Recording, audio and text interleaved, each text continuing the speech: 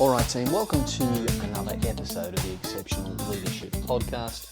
As always, I'm your host, Matt Hamilton, excited to have you joining me today for a discussion on the question of who are you? And you might think, well, what do you mean by that? What I mean is, do you know your triggers? Do you have a good enough understanding of your personality to successfully identify how you are likely to behave in any given situation and why? Very useful to have this information, because if we do have this understanding, we can identify strengths of our personality and also the weaknesses of our personality. And the reality is that every single personality type has a unique set of strengths and weaknesses, and those things can be equally good or equally bad depending on the nuances of the situation and the personality that is confronted with that situation. So very handy to have that knowledge. I was lucky enough that my current employer actually paid for a really thorough personality test for me to undertake as a part of the screening process for my employment.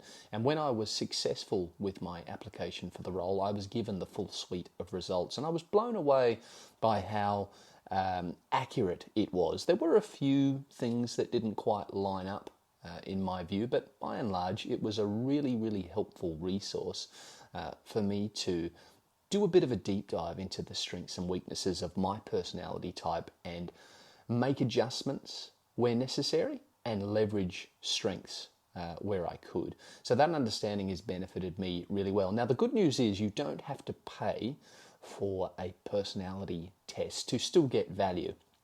I have put a link in the show notes to a personality test website where you can get some sample results if you fill out a few questions and still get some really good value. You won't have access to the full suite unless you want to pay for that, but nevertheless, I think it's well worth clicking that link, going through and doing a free sample personality test. And for 10 minutes of time invested, I think you'll get quite a lot out of that. Even the high-level results you might find pretty valuable. Now, to illustrate the point, as we always do, we're going to delve back into some recent history to see how somebody else's understanding of their own personality helped them to achieve greater success than they might otherwise have enjoyed. And this time we're going to go all the way back to the 1990s, seems like a long time ago now, and we're going to have a look at a gentleman called Michael Jordan and his career with the Chicago Bulls and how knowing himself and making adjustments helped him to achieve the dizzying heights of success that he did in the NBA. So without further ado, here we go. In the early days of Michael Jordan's career with the Chicago Bulls, he was a force to be reckoned with. His talent was undeniable. His scoring ability, his athleticism, and his flair on the court were all exceptional. Yet, despite his individual success, there was something missing. Jordan couldn't seem to lead his team to an NBA championship. Year after year, the Bulls would get close, but they always fell short. Critics were quick to point out Jordan's struggles in team dynamics. He was often criticised for being a ball hog, someone who relied too much on his own brilliance rather than helping to elevate his teammates. Jordan, despite all his success, knew that something had to change if he was going to lead his team to greatness. So, during an off-season after another disappointing playoff exit, Jordan took a long, hard look at himself. He knew he had the talent, but he was also aware of his weaknesses. His leadership style was one-dimensional. He could score like nobody else, but he wasn't involving his teammates enough in the game. He wasn't making the most of the collective strength of the Bulls. Jordan knew that if he wanted to be a true leader, he would need to change. Determined, Jordan set out to improve. He worked tirelessly on his leadership skills, learning how to communicate better with his teammates and trusting them more. He began to focus less on being the sole scorer and more on being a versatile player, improving his passing, enhancing his defensive capabilities, and creating opportunities for others. He also worked on his mental game, learning how to stay calm under pressure and motivate those around him. When the next season came around, Jordan returned to the court not just as the team's star player, but as a true leader. He was still the same incredible athlete, but now he had a deeper understanding of his role within the team. Instead of trying to do everything himself, he used his strengths to bring out the best in those around him. The result was a Chicago Bulls team that gelled like never before, with Jordan guiding them to 6 NBA championships over the course of the next decade, making them one of the most successful NBA teams in history. In the end, Jordan's success wasn't just a result of his talent. It was because he had the self-awareness to recognise his weaknesses, the discipline to work on them, and the humility to grow as both a player and as a leader. By embracing his strengths and acknowledging his flaws, he transformed himself and the Chicago Bulls, turning what was once a challenging situation into one of the greatest dynasties in sports history. And for those of you who were around even as a kid in the 1990s, you will recall just how famous Michael Jordan and the Chicago Bulls were.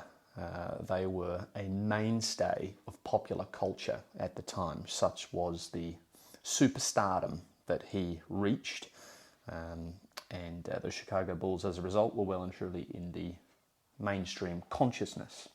So that's an interesting excerpt there, and there are many crossovers and parallels with us as leaders in the boardroom or in the workplace. So my initial thoughts on this topic are that understanding yourself and, importantly, your triggers can be really useful as a leader.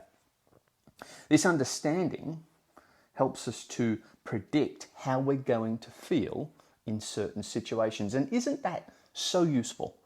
You know, if we have a big meeting coming up, if we have a presentation to do, if we have a performance management conversation to conduct that we suspect might be a little bit challenging, it is so handy to know how we're likely to feel in a given moment before the time arises, because it gives us an opportunity to plan accordingly and make it the very best experience that we can possibly make it.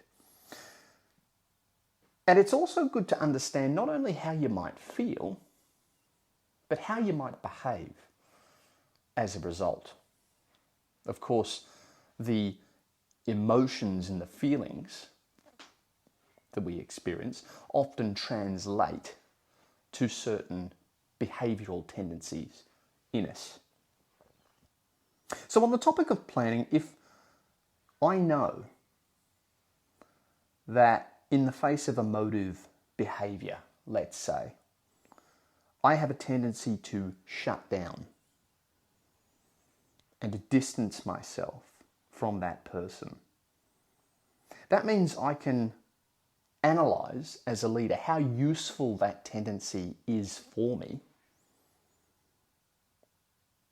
And as a leader, I can adjust my behaviour. Because that's the thing as leaders, isn't it?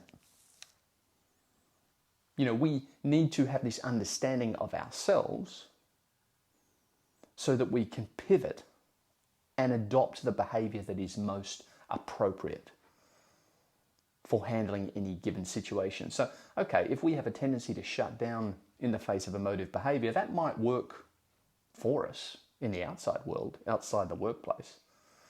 But our responsibilities outside of the workplace are different to our responsibilities within the workplace, aren't they? If you're a leader and you're in a position of responsibility, it doesn't really matter whether you feel uncomfortable about someone being emotive. It doesn't really matter if you don't respond well to one of your employees being confrontational, and whether as a result of that you feel like shutting down and withdrawing. That doesn't matter that that's how you feel. What matters is the behaviour that you choose in that moment and whether that is appropriate for your station as a leader. Is it a behaviour that enables me to fulfill my responsibilities to not only myself and the organisation, but the individual concerned and the broader team? You see, as leaders, we aren't given the luxury of just behaving in a way that works for us and satisfies our self-interest. We have other people now that we're responsible for. We have a grander vision to maintain. And that means that often we'll have to do things we're not comfortable with. It means that often we will have to perhaps cultivate our behaviours to enable us to meet that higher goal. And oftentimes, that behaviour is something that you have to work on and cultivate and nurture. It's not something that will be innate to you.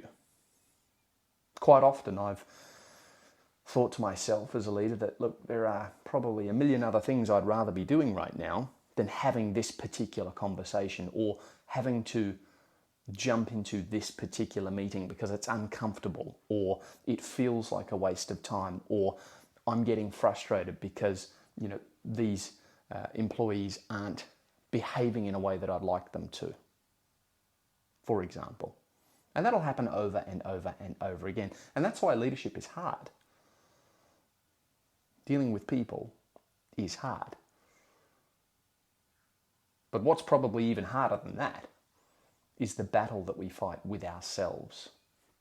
Oftentimes the battle is within, and you can be a very difficult thing to overcome, the battle of the self. So maybe you have a gift for big picture thinking. You're really good at that blue sky thinking model. Thinking outside the box, believing in what's possible, seeing how to get there in broad strokes. But when it comes to the details of precisely how you're going to do it, all the little moving parts, maybe you tend to miss those things. And this is something that a good personality test will highlight.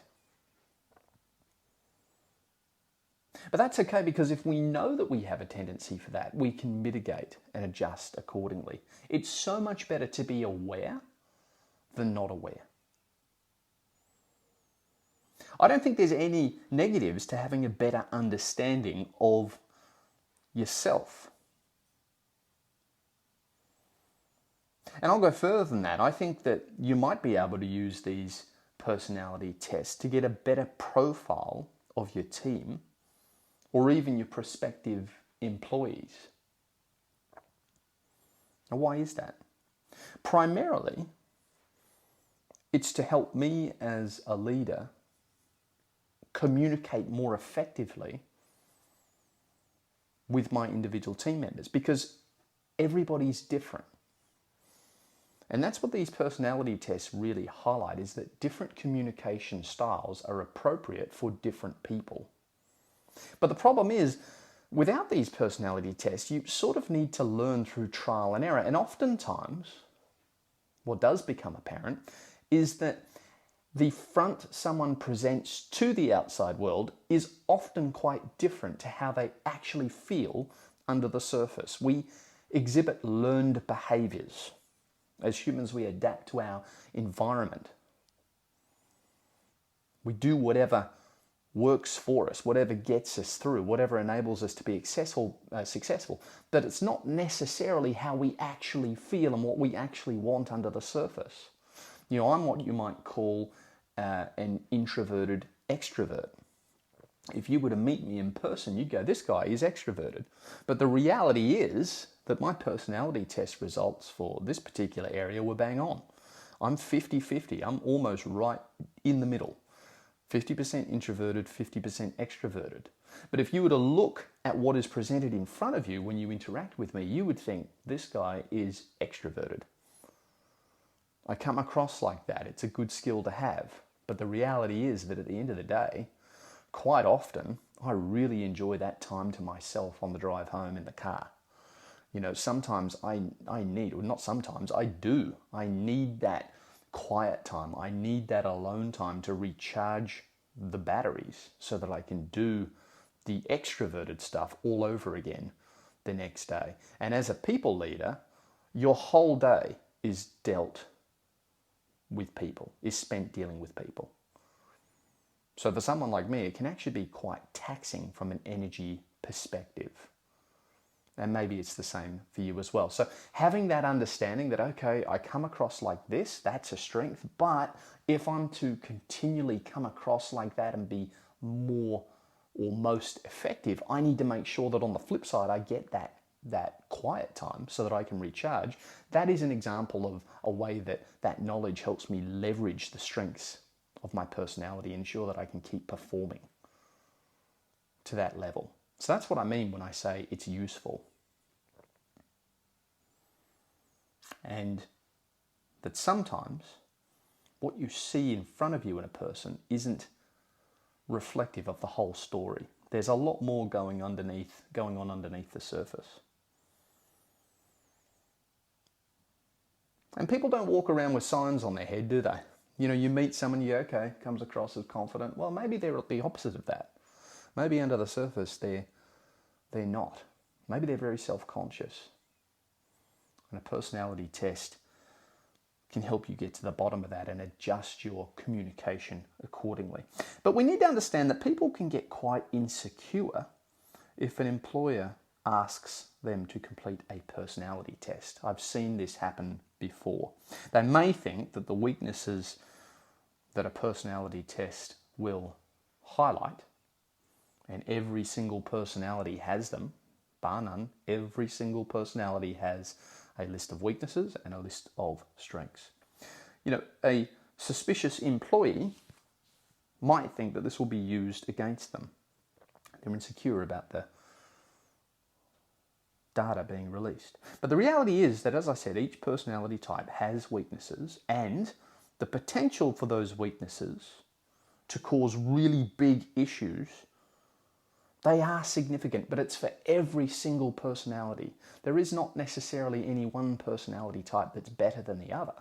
There are strengths and weaknesses for each. But just like anything, if you let the weaknesses get out of hand, they can cause big issues. And finally, in closing, it is important to understand that these personality tests are just a guide. You know, nothing's concrete. It's just meant to be an indicator for you as to how you might react, the tendencies you might have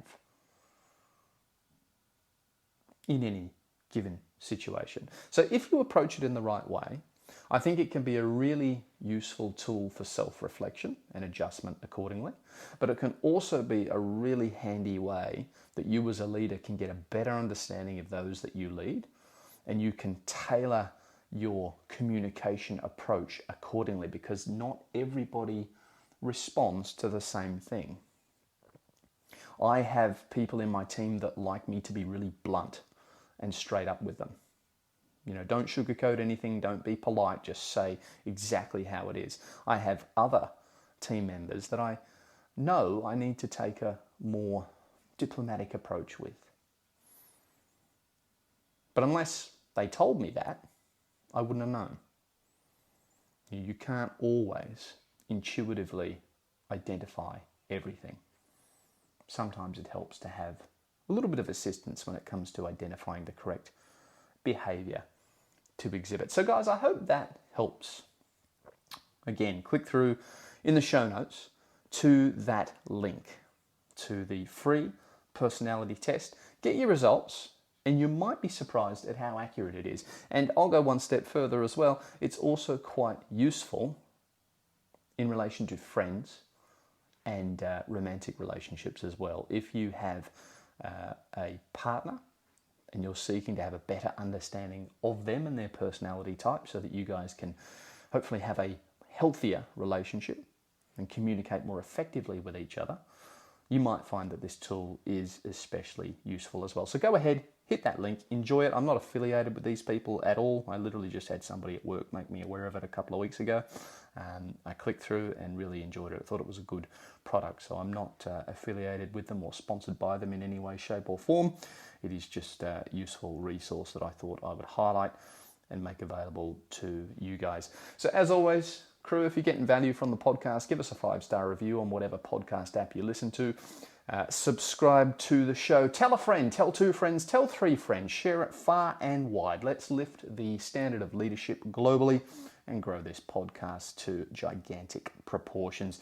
And if you're not following us on social media, you are missing out. Just a heads up, I am going to post shortly on Instagram regarding a giveaway. I've got 2 books that I'm trying to decide between. It is one of them's called Money, Master the Game by Tony Robbins.